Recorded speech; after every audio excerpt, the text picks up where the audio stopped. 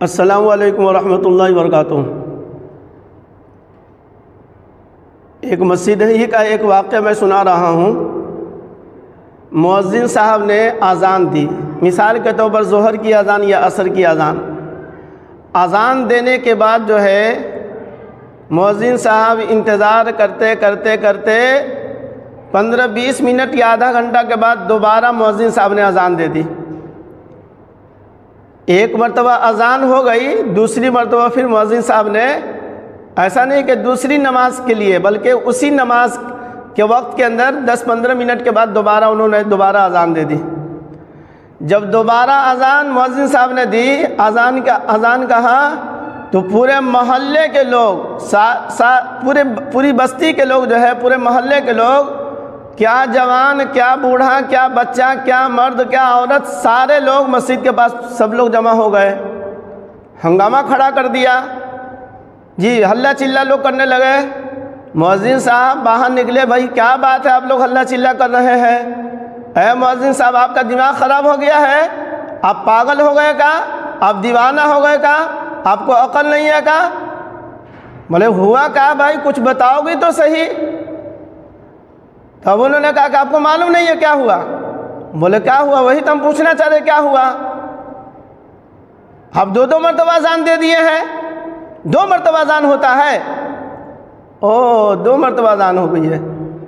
ارے 1 مرتبہ اذان دیے تو ایک آدمی بھی نہیں آیا تھا، تو ہم سمجھے کہ شاید میری آواز کسی نے سنی نہیں، اذان کی آواز گئی نہیں، اس لیے دوبارہ میں نے اذان دی تاکہ آپ لوگ سن کر کے مسجد میں آ جائیں۔ نہیں، پہلے اذان دیا وہ بھی ہم لوگوں نے سنا ہے، وہ اذان سنی ہے، اور دوبارہ اذان دیا یہ بھی آواز گئی ہے، 2 مرتبہ اذان ہوتی ہے کیا؟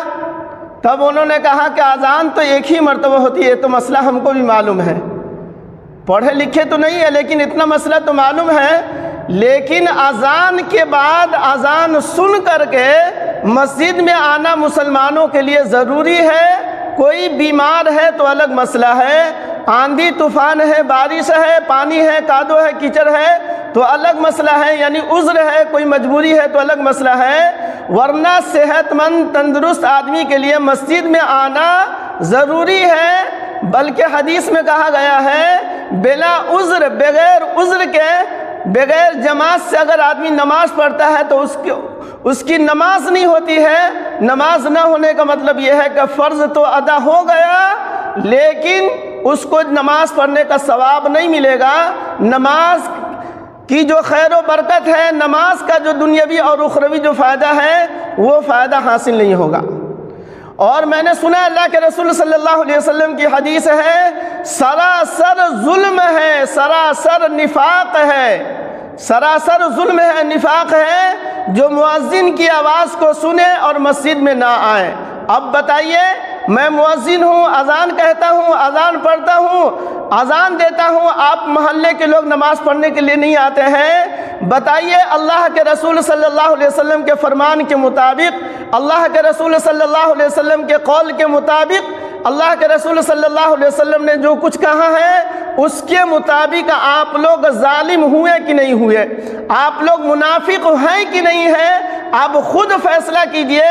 خود اللہ کے رسول صلی اللہ علیہ وسلم آپ کو منافق کہہ رہے ہیں، آپ کو ظالم کہہ رہے ہیں، سراسر کفر ہے، سراسر نفاق ہے، ظلم ہے جو مؤذن کی آواز کو سن کر کے مسجد میں نہ آئے۔ تو اذان اس لیے تھوڑی دی جاتی ہے کہ ظہر کا وقت ہو گیا ہے، اب کام ختم کریں گے، دوپہر کا کھانا کھائیں گے، عصر کی اذان ہو گئی۔ ہم لوگوں نے اذان کو اپنے دنیاوی کام کا حساب کتاب ہم لوگوں نے بیٹھا رکھا ہے۔ یہ پیٹ ڈوب گیا ہے تو مغرب کی اذان ہو گئی، چلو بھائی مرغا مرغی جو ہے، جانور جو ہے گھر میں رکھو، بال بچوں کو گھر میں لا کر کے رکھو، ایسا کی اذان ہو گئی، اب کھاؤ پیو آرام سے سو جاؤ۔ فجر ہو گئی تو چلو اب اٹھنے کا ٹائم ہو گیا ہے، اذان ہو گئی، کب تک اب سوتے رہیں گے؟ ارے اذان تو نماز کی اطلاع، نماز کے لیے خبر دینے کے لیے اذان کی مشروعیت ہے، اذان کو رکھا گیا ہے۔ ہم لوگوں نے اپنی دنیا کے کام کو اس میں جو ہے جوڑ لیا ہے اور اسی کے مطابق ہم لوگ دنیا کا کام کرتے ہیں۔ تو لہذا اللہ کے رسول صلی اللہ علیہ وسلم نے اذان کی بڑی فضیلت بیان کی ہے۔ اذان سننا، اذان کا جواب دینا، اذان کے بعد کی دعائیں پڑھنا۔ حدیث میں اللہ کے رسول صلی اللہ علیہ وسلم نے فرمایا جو اذان کی آواز کو سنتا ہے اور اذان کا جواب دیتا ہے، اذان کے بعد درود شریف پڑھتا ہے، اور ایک دعا ہے اللہم رب ھذہ دعوۃ التامہ والصلاۃ القائمہ، پوری دعا ہے۔ اگر دعا پڑھ لے تو اللہ کے رسول صلی اللہ علیہ وسلم فرماتے ہیں کل قیامت کے دن میں اس کی سفارش کروں گا، میں سفارش کر کے میں اس کو جنت میں لے کر کے جاؤں گا اگر اس کے حق میں جہنم کا فیصلہ ہو چکا ہوگا تو بتائیے کتنی بڑی فضیلت ہے۔ تو ایسا نہیں ہے کہ آپ اذان کا جواب دیجئے، اذان کے بعد درود شریف پڑھیے، دعا پڑھیے اور نماز نہ پڑھیے۔ ارے اذان تو اصل نماز کے لیے ہے، اور نماز ہی اصل آپ لوگ گول کر دیتے ہیں، نماز ہی نہیں پڑھتے ہیں، مسجد بھی نہیں آتے ہیں۔ بتائیے کہاں سے ہمارے محلے میں، کہاں سے ہماری بستی میں، اور کہاں سے ہمارے گاؤں میں، کہاں سے ہمارے شہر میں، اور کہاں سے ہمارے ملک کے اندر جو ہے برکت آئے گی کہ جو برکت کی چیز ہے جس کو اللہ تبارک و تعالی اذان کے اندر کہا گیا حی علی الصلاۃ، آؤ نماز کی طرف، حی علی الفلاح، آؤ کامیابی کی طرف۔ تو جس چیز کو اللہ خود کامیابی کہہ رہے ہیں، کامیابی کی طرف آؤ، بتائیے نماز پڑھنے والا کبھی ناکام ہو سکتا ہے؟ خود اللہ کی طرف سے منادی مؤذن جو ہے کہہ رہا ہے حی علی الفلاح، آؤ کامیابی کی طرف۔ تو جس چیز کو اللہ اور اس کے رسول کامیابی کہہ رہے ہیں وہ چیز کبھی بھی ناکامی کی چیز نہیں ہو سکتی ہے، ناکامی کا سبب نہیں ہو سکتی ہے وہ چیز۔ لہذا نماز سراپا جو ہے دنیاوی اور اخروی، اس دنیا کے لیے اور اس دنیا کے لیے، دونوں جہاں کے لیے اللہ تبارک و تعالیٰ نے خیر و برکت کی چیز رکھی ہے۔ نماز کے اندر صحت بھی ہے، رزق کے اندر برکت بھی ہے، عزت بھی ہے، اور اسی طریقے سے دنیاوی اعتبار سے بھی بے شمار چیزیں ہیں اور آخرت کے اعتبار سے بھی بے شمار چیزیں ہیں۔ لہذا نماز ایک ایسی چیز ہے جس میں اللہ تبارک و تعالیٰ نے دنیا اور آخرت کی بے انتہا اللہ تبارک و تعالیٰ نے فائدے رکھے ہیں۔ لہذا نماز ہر مسلمان کے لیے ضروری ہے، اور اسی نماز کا سوال جو ہے سب سے پہلے حشر کے میدان میں جب ایمان والا کا نام اعمال کھلے گا، جب حساب و کتاب کے لیے اللہ کے سامنے کھڑا ہونا پڑے گا، اس وقت اللہ تبارک و تعالیٰ سب سے پہلے کہیں گے فرشتے سے چیک کرو اس کی نماز۔ فرشتے کہیں گے اس کی نماز ٹھیک ہے، اس کی نماز مکمل ہے جی۔ اللہ تبارک و تعالیٰ کہیں گے ٹھیک ہے، اس کے لیے جنت کا فیصلہ ہے، یہ جنت میں جائے۔ اور دوسرے اور بھی اعمال ہیں لیکن نماز نہیں ہے، پھر جب حساب و کتاب کا معاملہ شروع ہوگا آدمی پھنستا ہوا چلا جائے گا۔ تو کم سے کم ہم اپنی زندگی میں ہم مسلمان ہیں تو کم سے کم اپنی زندگی میں نماز کو بھی تو اپنی زندگی میں لے آئے۔ روز حج فرض نہیں ہے، زندگی میں ایک مرتبہ اللہ نے فرض کیا ہے۔ پیسہ ہے تو زکوٰۃ سال میں ایک مرتبہ دینا ہے۔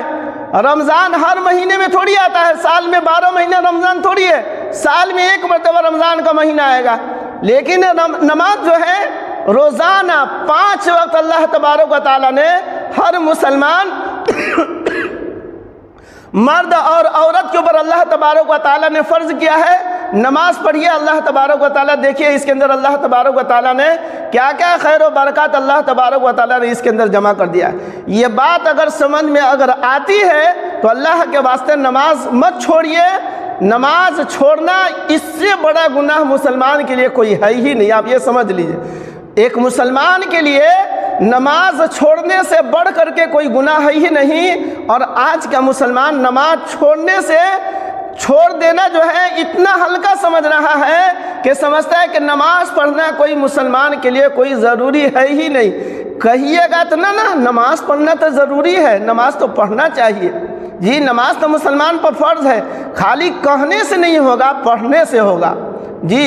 ابھی بقرعید کے دن ہی بھی بتایا تھے، بقرعید کی نماز کے لیے جو ہے سب لوگ آئے تھے، اس کے لیے کوئی تکبیر نہیں، اس کے لیے کوئی اعلان نہیں، اور اس کے لیے کوئی اذان نہیں، اور اذان نماز سے 1 گھنٹہ پہلے مسجد بھر چکی تھی۔ الحمدللہ نماز شروع ہونے والی ہے 7 بجے، تو 6 بجے کے بعد لوگ آنا شروع کر دیے۔ 1 گھنٹہ پہلے آدھا گھنٹہ، پون گھنٹہ، 1.5 گھنٹہ پہلے لوگ مسجد میں آ کر کے بیٹھے ہوئے ہیں۔ کیا بقرعید کی نماز پڑھنا ہے، الحمدللہ نماز پڑھنا بقرعید کی نماز، لیکن اس دن کی ظہر کی نماز، یہ بقرعید کی جو نماز آپ لوگ پڑھے ہوں گے اس سے زیادہ اس کی ظہر کی نماز اس دن کی تھی، اور فجر کی تھی، اور 5 وقت کی نماز کی اہمیت تھی۔ تو بہرحال ہم مسلمان جو ہے وہ جو کہا جاتا ہے نا کہ 8 کھاٹ 360، 8 بولے تو جمعہ کی نماز نہ پڑھے، اور کھاٹ بولتے ہیں وہی چارپائی جنازہ والی نماز، 8 کھاٹ بولے کھٹولہ والی نماز، جنازہ والی نماز، جنازے کی نماز۔ تو مسلمان جو ہے 8 کی نماز یعنی جمعہ کی نماز، کھاٹ کی نماز جنازے کی نماز، اور 360 کا مطلب یہ ہے کہ عید بقرعید کی نماز، یہی 3 نماز جو ہے مسلمانوں کو معلوم ہے، اب باقی 5 وقت کی نماز لوگ بھول چکا ہے۔ حالانکہ ایسا نہیں ہے، یہ نماز بھی ضروری ہے، وہ اس نماز سے یعنی یہ 3 نماز جو بھی بتائے، ان تینوں نمازوں سے زیادہ اہم 5 وقت کی نماز ہے۔ بات اگر سمجھ میں آ گئی تو ٹھیک ہے، ورنہ جو ہے میرا کام تھا کہنا بتانا، اور آپ کا کام تھا سننا اور سن کر کے عمل کرنا۔ اللہ مجھے بھی اور آپ کو بھی، سننے والوں کو بھی، اور سارے مسلمانوں کو اللہ تبارک و تعالیٰ یہ بات سمجھا دے، اور سمجھ کر کے اللہ نماز پڑھنے کی اللہ توفیق عطا فرما دے۔ بس یہی دعا کرتا ہوں، دل کرے تو آپ لوگ جو ہے اس پر آمین کہہ دیجئے، تاکہ آپ سب کے حق میں اللہ تبارک و تعالیٰ اس دعا کو اللہ قبول فرمائے۔ آمین ثم آمین۔